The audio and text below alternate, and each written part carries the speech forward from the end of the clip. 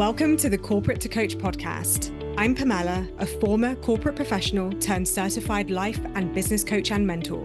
If you're ready to sign clients, grow your soul-led coaching business, and shed the employee identity so you can step fully into business ownership, you're in the right place. Let's begin. Hello, welcome back to the Corporate to Coach podcast. So today's episode is about 3 lessons that I've taken with me from my corporate career that have served me and set me up for success in business. Now, I wanted to share this episode with you for 2 reasons. Reason 1 was I've had a number of new followers on the podcast, and I wanted to give you an opportunity to hear a little bit about my background and about my story, and I guess what kind of led me into being a business coach. I worked in research and advisory management consultants, and prior to that, I worked with law firms. And I worked in human resources and recruitment for the majority of my career. And I did that for law firms for the majority of my career. So when I say corporate, I'm talking corporate. Like my clients were Magic Circle, Silver Circle. If you know what that means, if you're in that field, that will mean something to you. If it isn't, don't worry. And I learned a few things over the course of my career, and I want to share them with you. So when it came to choosing the degree, it was truly just process of elimination for me. I knew that I knew I needed to do something that would support my future financially. So unfortunately for me at that age, and I really didn't have any other body to guide me with that, I chose something that I thought would make me money, that would be stable, would be secure, would be safe, doing everything my parents wanted me to do, which was, get a good job that I could stay in forever and be safe and retire on and just do the right thing. That's what I did.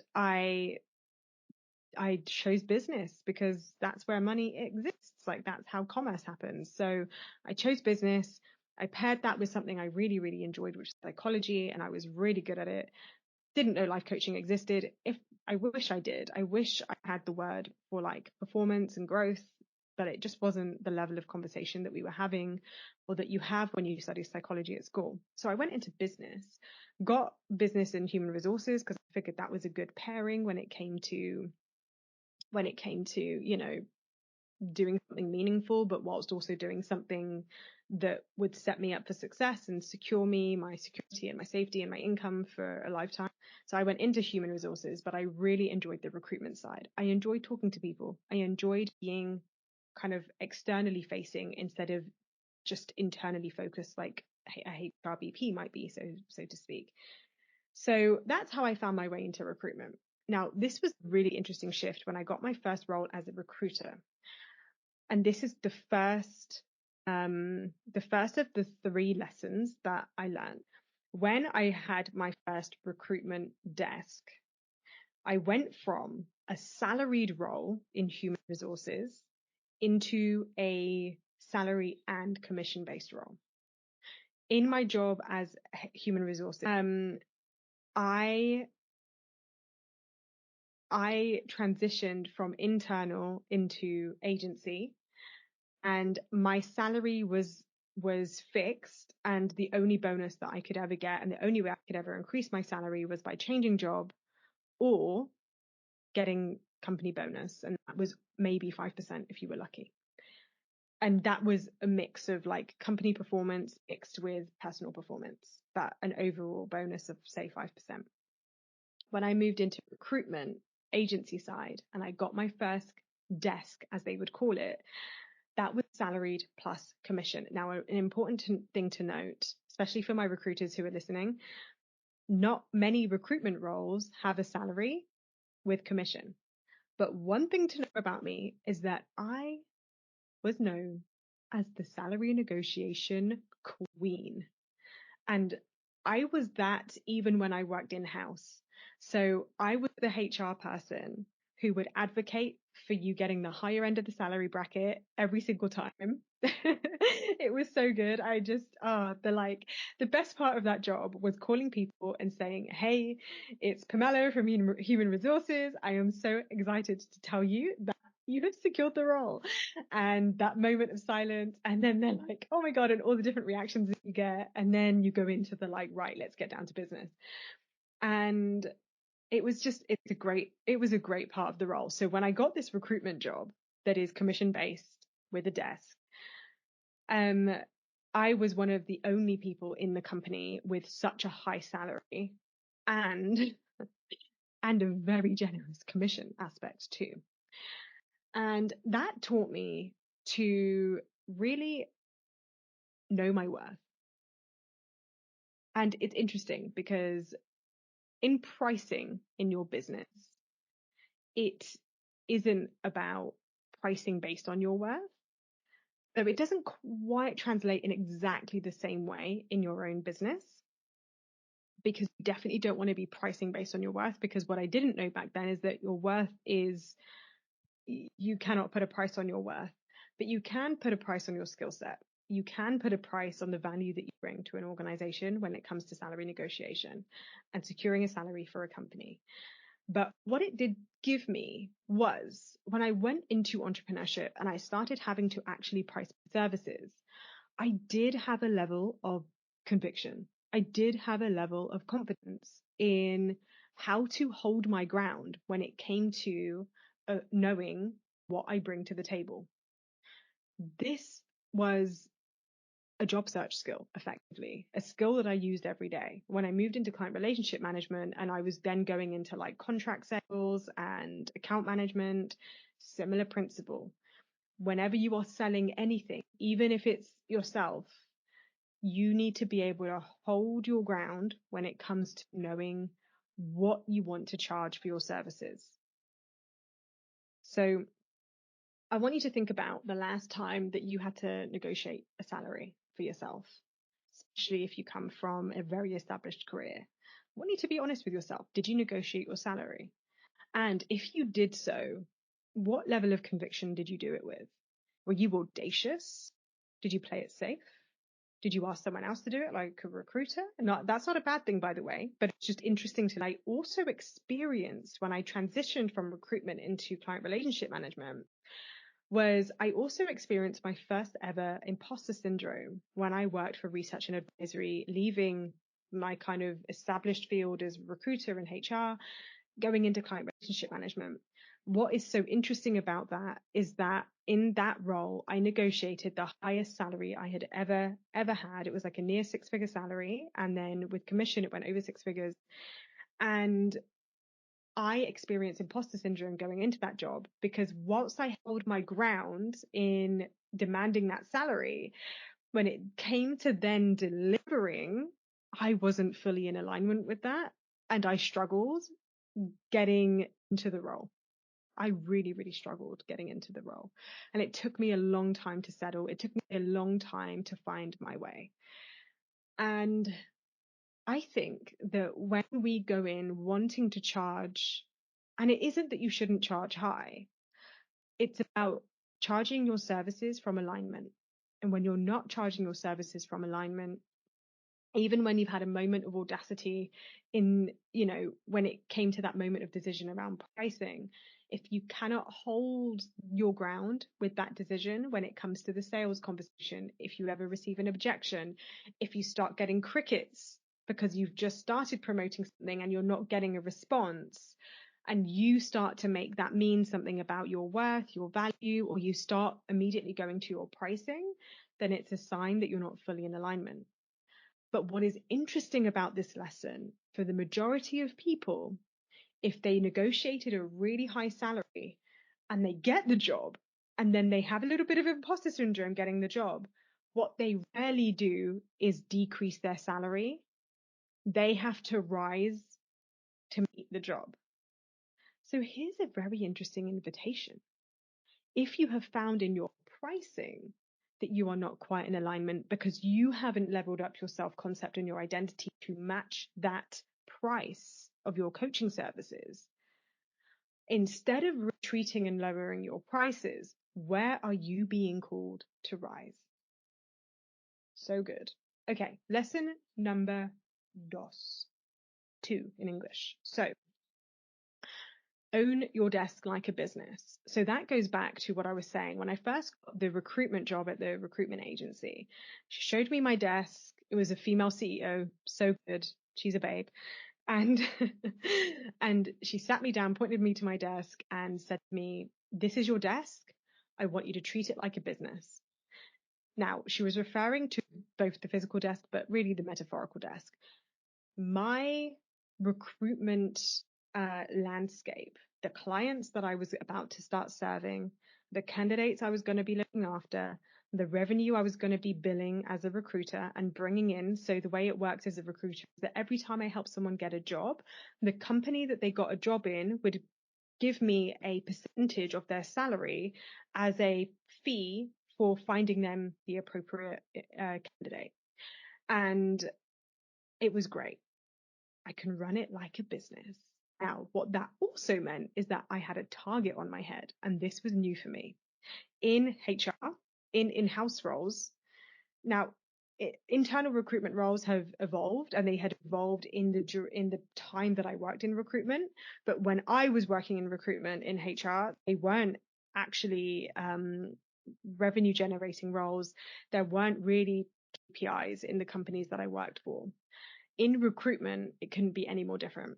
I had stringent targets to hit daily, and they weren't light. I had to make I don't know, something like 15 calls a day. I had to I'm trying to remember but I had a number of different targets. KPIs, meaning key performance indicators, and they were a very KPI heavy company. So I would often get, sat down and it's like, right, hit 80% of your targets this week. What's going on? And look, the better you get, the better you get. Dare I hit targets 100%? Well, they just simply increase the targets. It wasn't challenging enough for you. So this is the world of, maybe it's recruitment, maybe it's just the ambition of being a business. You're always growing. So if you hit your target, why not increase them? So the lesson is own your desk like a business. What that taught me was that my revenue, my targets, my job was my responsibility. This was a very different level of autonomy than I'd had in any of my previous roles. I also built that troubleshooting piece. When you're really clear on what it is that it takes to get to the outcome you want, so in this case, finding a suitable candidate, getting them through the interview process, supporting them through that interview process and helping them secure the role, there was an aspect of, well, have I met enough people this week? Have I actually been having enough conversations? Have I submitted enough applications to this role? Have I found enough candidates to represent this, to put forward for this job? And when I did get interviews for my candidates, was I actually doing everything in my power to support them? When I started recognizing that, yes, there's a difference between knowing what to do and actually doing it consistently, knowing where to put your energy, knowing where to prioritize and focus my efforts depending on what was happening. For example, if somebody was at a final stage interview, but I also had a new job come in, am I going to prioritize looking after the candidate who's at final stage interview and is waiting for feedback on the salary negotiation, or am I going to prioritize finding brand new candidates for the job? It's very clear to me where I stand with what my priorities are. What I have noticed with coaches is that when you lack that ability to troubleshoot or that business acumen to be able to look at your landscape of what your responsibility is in your business, to go, okay, I don't have any consult, I don't have any discovery calls. Have I been showing up recently? If I've been showing up, have I actually been talking about my offer? Maybe I need to do something about that. Or I've got consults. People are saying yes to having a conversation with me, but why are they not buying? Where is the gap here? Do I need to look at that? It sounds kind of obvious, but then again, this is one of the reasons I'm a business coach. To me, this has always been obvious. It's always been there for me because these are the lessons that I learned in my career.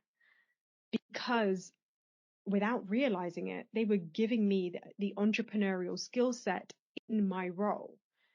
That's what I mean when I say the intrapreneur. The intrapreneur is the employee who treats their day job like a business. That's exactly what I used to do. So I've always naturally been able to look at it and be like, right, where do I need to begin? If I have nothing and I truly have a blank canvas, if I expect to sign clients, this is literally how I signed my first client. And this is, those of you who are in your first paid client program will know this. If you want to sign clients, you need something to offer them. Simple. Once you have something to offer them, you decide the price. Simple. Once you've decided the price and you have the offer, you then need to get it in front of people. Simple. So it's just taking the logical next step in business. But I recognize that isn't obvious to everybody. Hence why I teach what I teach, because these foundations are just foundational. So own your desk like a business. This was the second so valuable thing that I learned from my career. And that approach has served me so well going into my coaching business, and I hope it is serving you. Okay, this leads me on to the third one, and it's an interesting one. I was reminded of this recently as well, actually. But linking to that example with the KPIs, whenever there were periods where for whatever reason I wasn't hitting my target and I wasn't making revenue, oh my gosh, you would know about it. My manager would be on my ass. My CEO would be on my ass. It's just the nature of the job. It is what it is, right? So maybe you know this feeling. But when you are in a job where there are very clear key performance indicators that can show if you're not doing those things, it's pretty obvious why you haven't created the results. The thing that would come back to me time and time again is, have you done it? Versus, what were you intending to do? There is no trying in business. And you know what gets me about the coaching industry is this idea that manifesting requires zero action. Don't get me wrong, there are some instances where things can happen for seemingly no reason. There were instances in my career where things happened for seemingly no reason. The dream candidate would walk in and I hadn't even been marketing. Somebody would be a shoo-in, what we would say, a shoo-in for a role, and they didn't even have to go through the interview process. I would get the desired salary and I didn't even have to negotiate on someone's behalf. Like, there were occasions. But what I found to be more reliable and more probably a true reflection of what was actually happening when that happened is that I had become the version of me who knew how to cultivate these things in order to happen. And that had come from taking consistent action. That had come from completion of those actions. That had come from the KPIs being very clearly met over and over and over and over again. What I see a lot in the coaching industry and with clients and with coaches who are not making the money they want to be making is that you want to have the kind of results that someone who has done, it is not even the length of time, because it isn't like, oh, if I stick to it for 5 years, then eventually I'll succeed. And don't get me wrong, there is a big value in just being in the long game. Like, after a while, people do drop off. I've seen countless people disappear from the coaching industry, just ghost their social media, stop posting, just disappear. It happens. But if you are thinking to yourself, this year you want to be like replacing your salary, doubling your salary, actually living off your business, if you're not taking action, you're not going to be in a position for the miracles to happen. If you're not taking action, you're not going to be in a position for the quantum leaps to happen, because quantum leaps really is just consistent action that compounds one day. But it requires the consistent action to happen first. It really is about what you deliver. It really, really, really, really is. So if you want to get really honest with yourself as you reflect on this, where are you secretly hoping? Where are you secretly bypassing by putting a lot of weight on another spiritual practice, a morning routine, getting your tarot done every day, doing like things that are more like manifesty, but that don't result in you doing something that is client facing. If you are not actually doing something that is reaching your potential audience, that is speaking to the people who are right in front of you, waiting for you to show up for them, how can you expect them to move? What tends to happen is that once you have built a body of work, once you have built a body of value, once you have built a reputation, that's when people tend to move with far less action on your part. But it takes something to get there. Now, what's interesting is that you can be a brand new coach and leverage connections from your career, from your friendships, your family, from your acquaintances, from your immediate circle, and you can leverage any kind of action that you've taken from before. But the energetic required for you to be able to draw from that in a way that is so powerful and communicate that to your audience in your capacity as a coach, that is maybe 5% of people that do that really effectively. You will have to recognize that this lesson, it's not what you intend, it's not what you think about, it's not what you planned to do or tried to do, it's what you actually did. It's what you're actually doing. That's the difference. So I said it in a previous episode, 3 beliefs to sign your next client. And again, I speak to a similar thing. This is that from a slightly different angle. You know, it's not about how it looks, it's about how it is. These were lessons that I learned in my career, especially in the revenue generating roles. And look, it was the same when I was a client relationship manager. That was also a revenue generating role with very heavy key performance indicators. It became very clear very quickly that it didn't matter what I hoped would happen, what I intended would happen, what I manifested would happen. Not that that was really language I would ever use in my day job. It was about what I delivered, what I created, what I'd put in front of the clients, what actions I had taken. And guys, business is no different, even a soul-led one. Because ultimately, and this is why, we live in a 3D world where the laws of physics exist. In order for the batter to bake and become a cake, you need to turn up the heat. You need to make the batter. You need to put it in the oven. Okay, so number 4. Now, this was a really interesting concept. I didn't find out about this until I was about 9 months to 12 months into my role as a client relationship manager in my last corporate role. And it's kind of a shame, because the truth is I wish I found out sooner, because this would have massively helped my problem with imposter syndrome. The lesson is there may be time to productivity. What does that mean? Time to productivity was a phrase that I learned in my last role that basically explained how long they expected a new recruit, a new employee in role, to go from brand new to fully capable, productive, full capacity, reliably delivering in their role. Because the client relationship manager role I went into had a major learning curve. I had to go to Washington for 5 weeks and did complete training. They paid for everything: flights, hotel, food, had a company credit card, laptop, phone, you name it.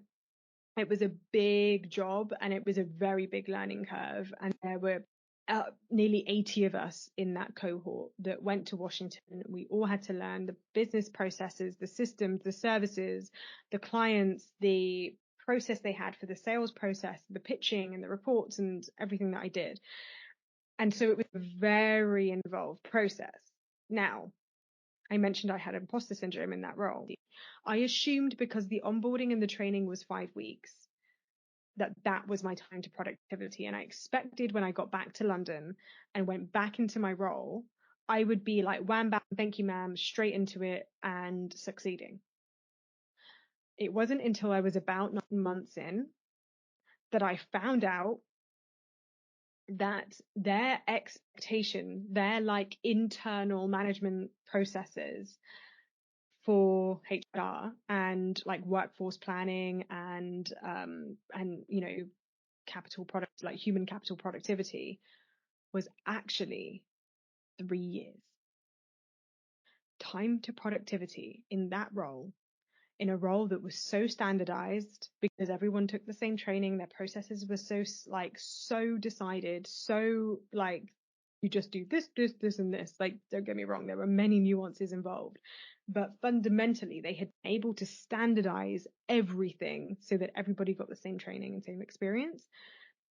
Even then, with a 5-week intensive training, their time to productivity for your average client relationship manager was 3 years. That did a bit to support me in getting over my imposter syndrome. And I'm lucky that I have that information. Most organizations don't know their time to productivity, or they've never actually taken the effort to get that data or find the data or guesstimate the data even. But think about it. Think about the job you're in or the jobs you've been in or your team that you manage. On average, how quickly does it take for somebody to go from not just, you know, onboarded and settled in their desk and able just to get on with the job, but like becoming a reliable and valued member of the team that is actually contributing to the goal, the mission, and the vision of that organization? This is part of the employee to entrepreneurial shift. Most employees, are not privy to that information because most companies don't even have that information to provide. But most employees don't think in this way.